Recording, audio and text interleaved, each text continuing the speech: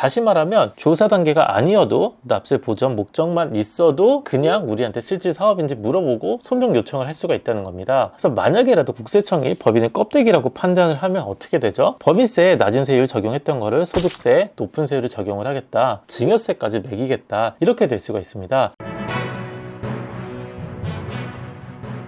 앞으로 가족법인 설립보다 더 무서운 건 가족법인의 실체를 말하지 못할 때입니다. 특히 2026년부터 납세지 관할 세무서장이 납세 보전과 조사를 이유로 실질사업 운영 현황을 입증하는 증빙자료를 제출 요구할 수가 있습니다. 이전처럼 가족법인 잘 설립을 해두고 사업자 등록을 마쳤더라도 앞으로는 비상주 오피스 또는 실체가 없는 사업이라면 그 순간부터 국세청과 전쟁이 시작이 됩니다. 제가 실제로 본 케이스 중에 거래도 있고 매출이 있었는데 국세청에서는 실질 사업이 아닌 것 같다, 이렇게 소명 요구가 온 적이 있었고 세무조사까지 진행이 된 적이 있었습니다. 그래서 오늘 영상 보시면 언제 문제가 되고 실제로 국세청이 자료 요청을 했을 때 실체가 있는 사업으로 어떻게 또 인정을 받는지 끝까지 정리를 해서 불필요한 사업 리스크 줄여드리겠습니다. 오늘 아주 중요한 내용이니까 끝까지 보시면서 이해 한번 해보시고요. 궁금한 것 댓글 남겨주시면 제가 직접 답변 드리겠습니다.